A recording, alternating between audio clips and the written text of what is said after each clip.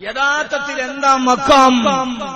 യുവാക്കളെ ത്രസിപ്പിക്കുന്ന ഏത് യൂട്യൂബിൽ നോക്കിയാലും യുവാക്കളോട് സ്നേഹപൂർവ്വം ഞാനെന്നെ ഉത്സാഹവാക്യ ചെറുപ്പക്കാരാന്ന് വിളിക്കുക നമ്മുടെ ശൈലിയാണ്. എന്നാ വിളിക്കുമ്പോ ഞാൻ വിളിക്കുന്നു ബഹുമാനപ്പെട്ട വയസ്സന്മാരെ. എന്താ മക്കാമെന്താ? ഉടമല മക്കാമുണ്ട്, ഉറമുകുറത്ത് മക്കാമുണ്ട്, മുനമ്പത്ത് മക്കാമുണ്ട്, വെളിയങ്കോട് മക്കാമുണ്ട്. എന്നാൽ അല്ലാഹുവിന്റെ ഖുർആനിൽ മക്കാമിന്റെ പരസ്യം പറയുന്നുണ്ട്. ഫീഹി ആയാത്തും ബയ്യിനാത്തും മക്കാമു ഇബ്രാഹീം. അല്ലാഹുവിന്റെ ഖുർആനിൽ മക്കാമുണ്ട്. ഖുർആൻ പറഞ്ഞ ആർക്കും ചൊറിച്ചിലുണ്ടാവില്ലല്ലോ. ഖുർആനിൽ മക്കാമ് പറയുന്നുണ്ട്. ഏതാണ് മക്കാം? മക്കാമു ഇബ്രാഹീം. മക്കാം എന്ന് പറഞ്ഞാൽ ജീവിച്ചിരിക്കുന്ന സമയത്ത് ആത്മീയതയുടെ ത്യാഗത്തിന്റെ വഴികളിലൂടെ നടന്നുപോയ മഹാന്മാരുടെ പേരുണ്ടാകുന്ന സ്മാരകത്തിനാണ് അറബിയിലെ മക്കാം എന്ന് പറയാ. ഫീഹി ആയാത്തും ബയ്യിനാത്തുൻ മക്കാമു ഇബ്രാഹീം. ആ കഅബാലയത്തിന്റെ ചുറ്റുഭാഗത്ത് വിശുദ്ധമായ കറുത്ത തുണി കൊണ്ട് മൂടിക്കിടക്കുന്ന കഅബാലയമേ, കറുത്ത സുന്ദരിയേ കഅബാലയമേ. ആ കഅബാലയത്തിന്റെ ഭാഗത്തൊരു വലിയ ഒരു സ്ഫടികത്തിന്റെ ഉള്ളിലെ ഗ്ലാസ് കൂടിന്റെ ഉള്ളിൽ ചെറിയൊരു കല്ലിരിക്കുന്നുണ്ട്. ആ കല്ലിന്റെ പേരാണ് മക്കാമു ഇബ്രാഹീം. 80 വയസ്സ് കഴിഞ്ഞ 90നോടടുത്ത് മഹാനായ ഇബ്രാഹിം നബിയുടെ മധ്യവയോധികൾ അല്ലാഹുവിന്റെ നിർദ്ദേശപ്രകാരം കഅബാലയം നിർമ്മിക്കുമ്പോ കഅബാലയത്തിന് കല്ലുകൾ വെച്ച് ഒരാൾ പക്കത്തിന്റെ മുകളിലേക്ക് എത്തുമ്പോ ബഹുമാനപ്പെട്ട ഇബ്രാഹിം നബിക്ക് കല്ലെടുത്തിട്ട് മേലോട്ട് പൊന്തിക്കാൻ കഴിയുന്നില്ല. അന്ന് ലിഫ്റ്റുകളോ എസ്കലേറ്ററോ ഇല്ല. പ്രിയപ്പെട്ട പൊന്നുമോൻ ഇസ്മായിൽ തലയിൽ ചുമന്നു കൊണ്ടുവന്നൊരു കല്ലെടുത്ത് താഴെയിട്ടിട്ട് ആ കല്ലിൽ ചവിട്ടി നിന്നു മഹാനായ ഇബ്രാഹിം നബി അലൈഹി സ്വലാത്തു വസ്സലാം. ആ കല്ലിൽ ചവിട്ടി നിന്നിട്ട് കഅബാലയത്തിന്റെ കല്ല് വെച്ചപ്പോ ചരിത്രത്തിൽ കാണാം, വലതുഭാഗത്ത് കല്ല് വെക്കാൻ പോകുമ്പോ താഴെ ചവിട്ടി വെച്ചിരിക്കുന്ന കല്ല് വലതുഭാഗത്തേക്ക് താനേ നീങ്ങും. ഈ ഇടതുഭാഗത്തേക്ക് കല്ല് വെക്കാൻ പോകുമ്പോ ലിഫ്റ്റ് പോലെ എസ്കലേറ്റർ പോലെ ഇടതുഭാഗത്തേക്ക് സ്വന്തമായി നീങ്ങും. മുകളിലേക്ക് വെക്കാൻ പോകുമ്പോ ഈ കല്ല് മുകളിലേക്ക് താഴെ കൊണ്ടും. കഅബാലയം 90ാമത്തെ വയസ്സിൽ അല്ലാഹുവിന് വേണ്ടി പള്ളി നിർമ്മിക്കാൻ ഇറങ്ങിയ മഹാനായ ഇബ്രാഹിം നബി കാല് ചവിട്ടി നിന്ന കല്ലിന്റെ പേരാണ് മക്കാമു ഇബ്രാഹീം. ഇബ്രാഹിം നബിയുടെ കാൽപാദം ആ കല്ലിലങ്ങനെ പതിഞ്ഞു കിടന്നിട്ടുണ്ട്. താടി നിരച്ചിടഞ്ഞാല് തല നിരച്ചു കിടഞ്ഞാല് ജീവിതത്തിന്റെ സായാഹ്നഘട്ടത്തില് വാർദ്ധക്യമായി കരുതിയിട്ട് വീട് ഭരിച്ചു വെക്കാനല്ല വയസ്സന്മാരെ 90 വയസ്സുകാലത്ത് അല്ലാഹുവിന് വേണ്ടി സമർപ്പിച്ചതിന്റെ അടയാളമായി മക്കാമു ഇബ്രാഹീം എന്നാകെ പടച്ചു വെച്ചിട്ടുണ്ടെങ്കിൽ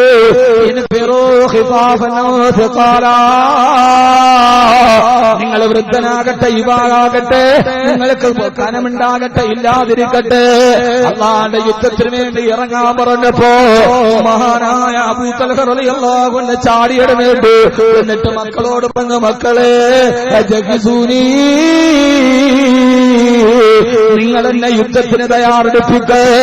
വന്ധ്യവയോധികനായ ശരീരത്തിന്റെ തോല് മുഴുവന് ചുക്കിച്ചുളിഞ്ഞ വാപ്പ മക്കളോട് പറഞ്ഞ, മക്കളെ പടച്ചട്ടയിട്ടിരാ, വാളെടുത്തിട്ടുണ്ട് കയ്യിലെത്താ. മക്കള് പറഞ്ഞു, വേണ്ട ഉപ്പ, നിങ്ങൾ വാർദ്ധക്യത്തിലല്ലയോ,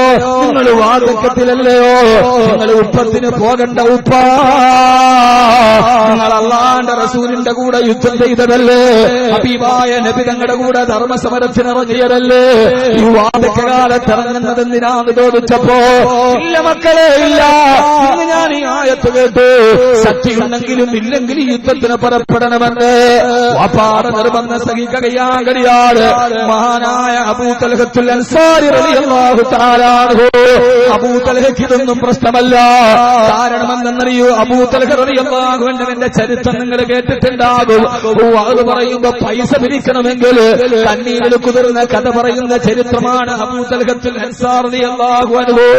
വിശുദ്ധമായ ഖുർആനിനായ ഇറങ്ങിയപ്പോ ലൻ തനാലുൽ ബിർറ ഹത്താ തുൻഫിഖൂ മിമ്മാ തുഹിബ്ബൂൻ, നിങ്ങൾക്ക് ഏറ്റവും ഇഷ്ടപ്പെട്ട അല്ലാഹുവിന്റെ മാർഗ്ഗത്തിൽ ചെലവ് ചെയ്യാറ് നിങ്ങളാര് സത്യവിശ്വാസികളാവില്ലെന്ന ആയത്തിറങ്ങിയപ്പോ തനിക്ക് ഏറ്റവും ഇഷ്ടപ്പെട്ട എന്ന് പറയുന്ന ഈത്തപ്പഴത്തോട്ടം അള്ളാന്റെ റസൂലിന്റെ മുമ്പിൽ സദഖ ചെയ്തിട്ട് നബിയേ എനിക്ക് ഏറ്റവും ഇഷ്ടപ്പെട്ട ഈത്തപ്പഴത്തോട്ടം അങ്ങേക്ക് വേണ്ടി ഞാൻ സദഖ നൽകുകയാ.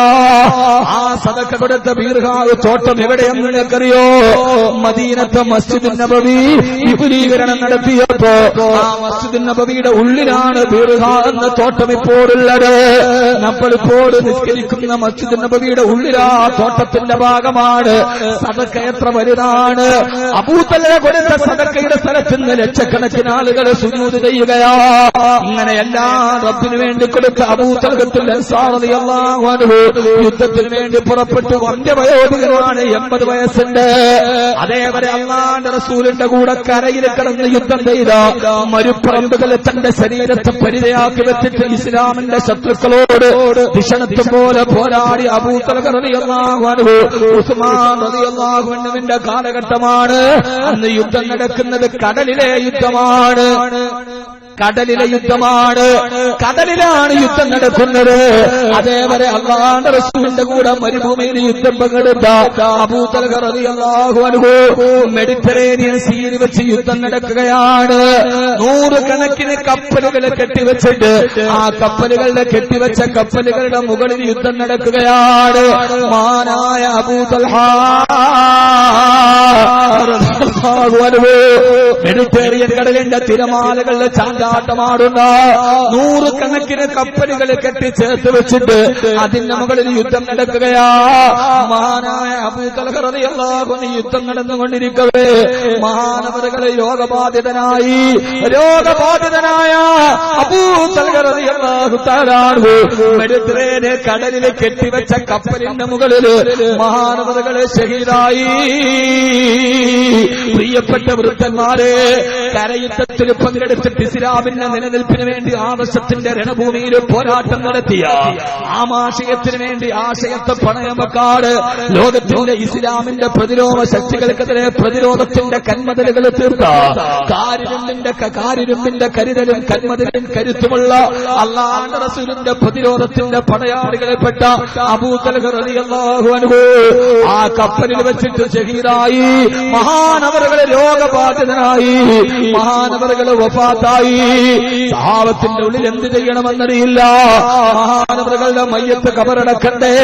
എന്തോ ഒരു ചരിത്രമാണിത്. സ്ഥിരകളെ നഗരി ഭരിക്കുന്ന ഡേവിഡ് ബെക്കാമിന്റെയും നെയ്മറിന്റെയും റൊണാൾഡോയുടെയും കഥ കണ്ടിട്ടും കാൽപന്ത് കളിയിൽ കാലുകൾ കിടക്കുന്ന മാന്ത്രിക കാലുകളുടെ പാടവത്തിന്റെ തനിമ കണ്ട് അവർ മനസ്സിന്റെ ഉള്ളിൽ ആരാധിക്കുന്ന എന്റെ പ്രിയപ്പെട്ട ചെറുപ്പക്കാരാ, ഞാനീ പറയുന്നത് നെയ്മറിന്റെ കഥയല്ല, ഇത് റൊണാൾഡോയുടെ കഥയല്ല, ഇത് റൊണാൾഡിനിയോയുടെ കഥയല്ല, ഇതൊരു യുവത്വത്തിന്റെ കർമ്മസ്ഥലതയുടെ കഥയല്ല.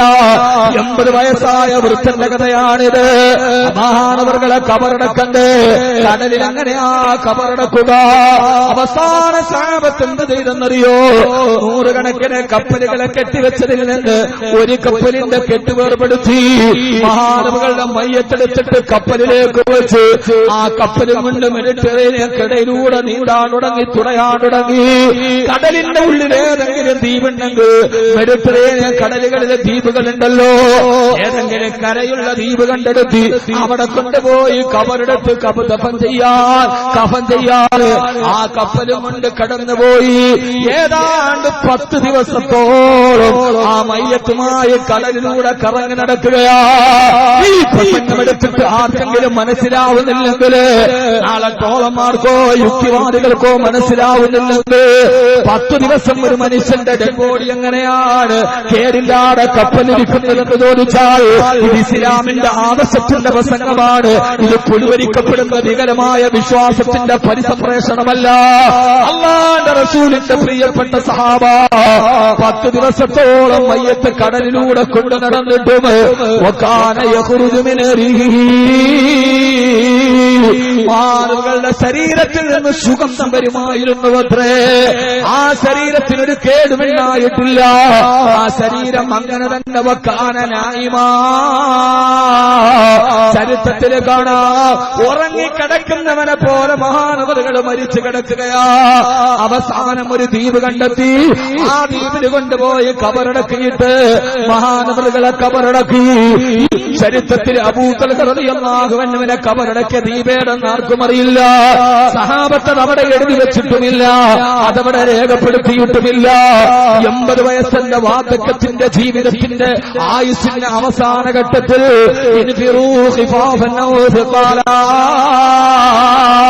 കഴിവുണ്ടെങ്കിലും കഴിവില്ലെങ്കിലും അള്ളാന്റെ മാർഗത്തിൽ ഇറങ്ങി തിരിക്കണേ എന്നുള്ള ആയത്ത് കേട്ടിട്ട് 80 വയസ്സിൽ പടച്ചട്ടയും പിടിച്ചു പടവാളും പിടിച്ചു മെഡിറ്ററേനിയൻ കടലിൽ പോയി യുദ്ധം ചെയ്ത് ഷഹീദായ സഹാബി. ആ സഹാബിയുടെ ഖബർ എവിടെയാണെന്നും അറിയില്ല, എവിടെയാണ് അബൂ തൽഹത്തുൽ അൻസാരി റളിയല്ലാഹു അൻഹുവിനെ ഖബറടക്കിയത് അറിയില്ല. പക്ഷേ നാളെ പരലോകം വരുമ്പോ